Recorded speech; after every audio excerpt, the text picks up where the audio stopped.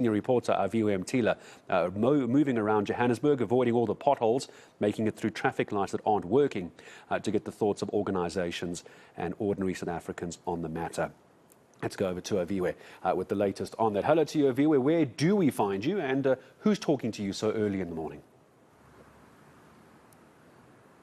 Hello, Gareth, and of course, we're just under 12 hours until we find out who exactly will be in the new cabinet. That's to be announced at around 7 p.m. We do know it's just 3 days shy of a month since we were told that there will be a new Minister of Electricity in the presidency. In fact, our Deputy President resigned just a week ago, a day before a week ago. That's last week, Tuesday, David Mabuza, meaning that we don't have a deputy president, and that is to be, of course, announced this evening. Just to get some sentiment around this, I am joined by the General Secretary of SAFTU, that's Zwelinzi Mavabe. Mkhulu, thank you for joining us at eNCA. But let's start with the cabinet reshuffle itself. Is this a sign of a positive change that will bring positivity to the country? The question we're asking ourselves is, to achieve what? To advance which class interest? To advance what agenda in the overall, bearing in mind that South Africa finds itself in a situation where its state is dysfunctional. We are in a failed state. We are in a banana republic. Everything that is unfolding shows us that we are in a ship tilting towards an iceberg. Unfortunately, its captain, which is the president, appears to have been blindfolded. He can't see, and we're waiting for an implosion to happen one day, a power keg, a time bomb that will explode and hopefully not to destroy and lead to the common ruin of all of us as the South African. Look what is unfolding in our country. We have various stages of load shedding. At some point last week, we thought that we were already at stage 8. It's been going on for 15 years. Not to interject, talking on those stages, of course, there is that Minister of Electricity that will be announced today. Who would you want to see fill that vacancy? I mean, there's talks around Dr. Josienzo Ramokgopa filling that.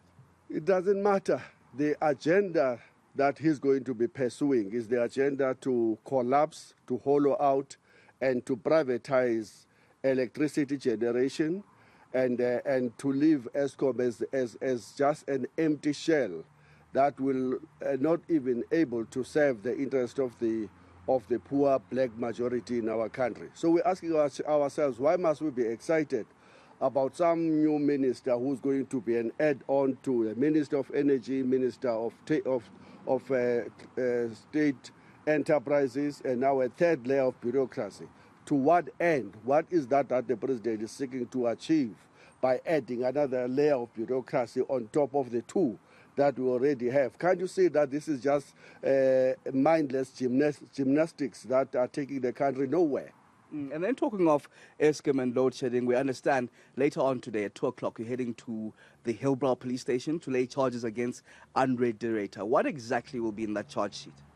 We will say to the police station, please investigate, because we believe that the former CEO has violated Section 34(1) of PRECA that says that any executive senior person who is aware that more than 100,000 rands has been looted, stolen in a corrupt way, has an obligation to go report that in a police station so that the police can officially investigate that. We've given Mr. Directors a week. He has not responded to us, and he has not gone to the police station to lay charges so that we may know who are the ministers that would have told him that he mustn't go hard in terms of regulations in relation to the massive 8.3 billion US dollars that came into the shores of South Africa. He says, a minister said that allow people to eat a little. What is that? Is that not a failed banana republic when you get ministers telling CEOs? If that is true, of course, we want to chase the ministers. But if he's going to be hiding the ministers for whatever the reason, we have an obligation to chase him.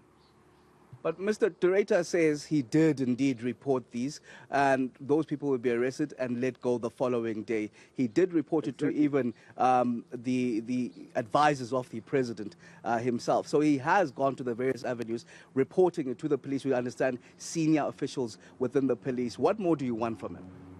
The PRECA doesn't say whenever you are aware of cases of corruption, you must go to the advisors of the presidents, or even the ministers, or anyone. But he went to the police themselves and reported it to the police station.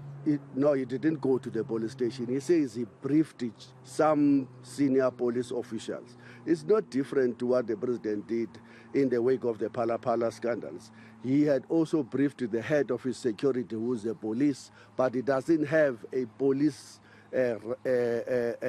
case number that on the basis that he would have laid a case at the police station. We want him not to brief, not to inform, but to go and lay a charge, because that's what the law requires of him to do. And you're certain that the wheels of justice will all of a sudden work, given how many people have been, for example, mentioned in your Zondo Commission, and how slowly those wheels seem to be turning? We are devastated already that the city press is running a story yesterday that those that were arrested in the case of the dairy farm looting in the northern parts of the Free State may walk. And I wonder whether those that are accused of having stolen money meant to remove asbestos in the Free State are not going to follow soon and walk. This is the point that we are making, that we have arrived at a dysfunctional state. Our criminal justice system is dysfunctional. Our police can only identify 48% of the people who commit crime, and of those, only 15% ever get convicted in our courts. That's a dysfunctional state. And that's what police themselves go and tell the parliament. And we are losing hope. I'm sorry, Mr. President, we don't care whether you remove what chairs in your sinking ship tonight, but the ship is sinking under your leadership. The person who deserves to be reshuffled more than anyone else is the president. Okay, thank you very much. That's the General Secretary of SAFTU, of course. Strong words there in terms of the inability of government, he says, and losing hope, in fact, on turning our economic course. Of course, he'll be heading to the police station later on today to lay charges against Andre Dureta in terms of Section 34 of the PRECA Act that suggests that he ought to have gone to a police station to formally lay charges against the corruption and rot that he has, of course, unearthed in that interview that he did with my colleague eNCA Larson. And also suggesting the very person that should be reshuffled tonight is the president himself. Well, Aviwe, thank you very much.